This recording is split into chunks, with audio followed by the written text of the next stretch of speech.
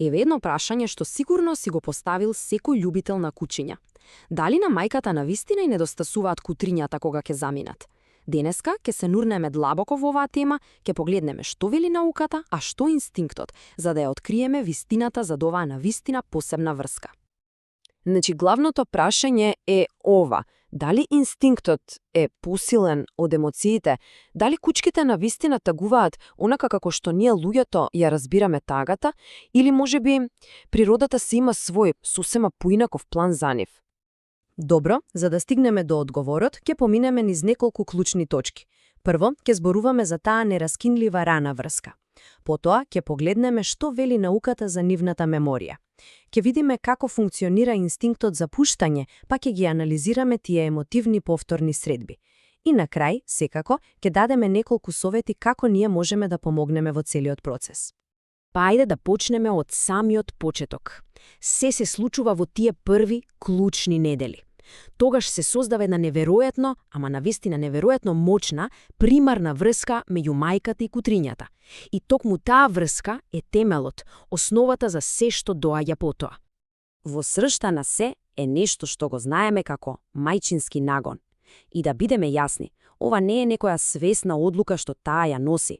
Не, ова е чиста биологија, чист инстинкт.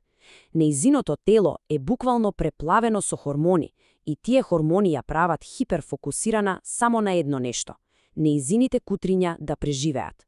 Тоа е целта. А како се случува тоа? Па преку нејзините сетила.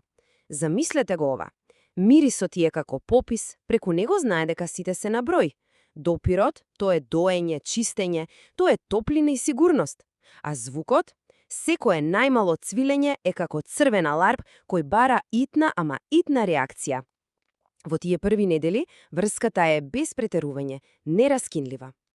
Добро, ама тој првичен, интензивен инстинкт е само почетокот на приказната. Што се случува понатамо? Што кога хормоните ќе се вратат во нормала? Дали врската едноставно исчезнува? Тука работите стануваат навистина интересни, бидејќи на сцена стапува науката за меморијата. Значи, важно е да разграничиме две клучни работи. Прво го имаме хормоналниот нагон. Замислете го како силен, но привремен бран. Доаѓа, ја врши својата работа и полека се повлекува кога кутрињата ќе пораснат. Ама од друга страна имаме нешто многу потрајно, а тоа е мирисната меморија. Секое кутре има свој уникатен мирис, како отпечаток од прст, и тој мирис буквално се врежува во мозокот на мајката. А како се создава таа трајна врска? Па преку нешто што научниците го викаат асоцијативно учење, ама е всушност многу едноставно. Мајката го поврзува уникатниот мирис на секое кутре со убавото позитивно чувство на грижа и доење. И таа врска, таа асоцијација е неверојатно силна и останува за секогаш. Значи, апсолутно никогаш не смееме да го потцениме сетилото за мириска и кучињата. Тоа не е само обично сетило како нашето. За нив мирисот е како мост помеѓу минатото и сегашноста. Тоа е начинот на кој сеќавањата се чуваат, а потоа повторно се будат. За мајката, мирисот на незиното кутре е буквално како временска капсула. Добро, значи утврдивме дека мајката има силна меморија за своите кутриња, се сеќава на нив. Но токму тука приказната добива еден многу интересен, речиси парадоксален пресврт. Истиот тој инстинкт што на почетокот ја тера да ги штити и да се поврзе со нив, сега ја вели нешто сосема друго. Ја вели дека е време да ги пушти. И ова, да бидеме искрени, е можеби најтешкиот дел за нас луѓето да го сватиме. И токму тука најчесто грешиме. Кога ќе видиме како мајката почнува да ги отурнува кутрињата да се дистанцира, нашата прва реакција е да мислиме дека ги отфрла, дека не ги сака повеќе. Но вистината е сосема поинаква. Во реалноста, таа не ги отфрла, таа ги тренира. Тоа е најважната обука во нивниот живот, ги подготвува да бидат самостојни. А како изгледа таа природна школа за живот во пракса? Па, например, почнува да го ограничува времето за доење. Можеби ќе почне да ги игнорира кога се премногу напорни и бараат внимание. Во суштина им поставува граници, ги учи на самостојност. И што е интересно, ова однесување може да се разликува од раса до раса. Некои мајки се многу построги учителки од други. И сега доаѓаме до оној дел што сите го чекаме. Најтрогателниот дел – повторните средби. Знаете, оние видеа на интернет што сите ги гледаме и кои ни ги топат срцата. Но, ајде да погледнеме малку подлабоко. Што на вистина се случува во тие моменти? На прв поглед се изгледа јасно. Доказите се толку очигледни, нели? Говорот на телото е непогрешлив. Очите им омекнуваат, целото тело им се опушта, опашката почнува да мафта ниско. Тоа е слика на чиста, нефилтрирана радост. Јасно е дека се препознаваат. Ама, ајде да застанеме тука за момент. Ајде да се запрашаме. Дали таа радост што ја гледаме е истото што ние го нарекуваме недостасување? Дали тие новистина си недостасувале еден на друг во човечка смисла на зборот? Или можеби се работи за нешто сосема друго? Па, како и обично, вистината е некаде на средина. Радоста што ја гледаме, таа е 100% вистинска. Нема сомнеш во тоа. Но нејзиниот извор е малку поинаков. Таа не доаѓа од она чувство на тага и недостасување како што ние го доживуваме. Повеќе е како моќна, инстантна реакција на познатиот мирис. Тој мирис ги буди сите оние позитивни, убави спомени од времето кога биле заедно. Значи, не е толку олеснување по долга тага, колку што е експлозија на среќно сеќавање.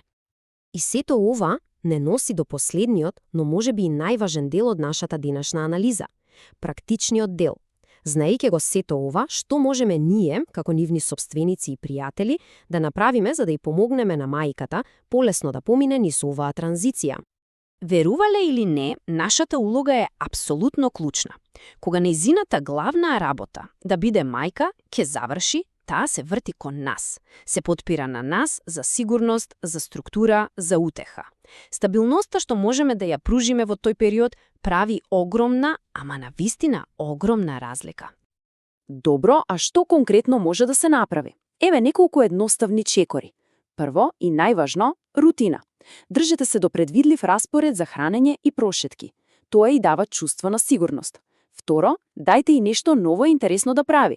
Нови места за шетање, играчки, загадки што ќе го ангажираат мозокот. Целта е да и го пренасочиме фокусот.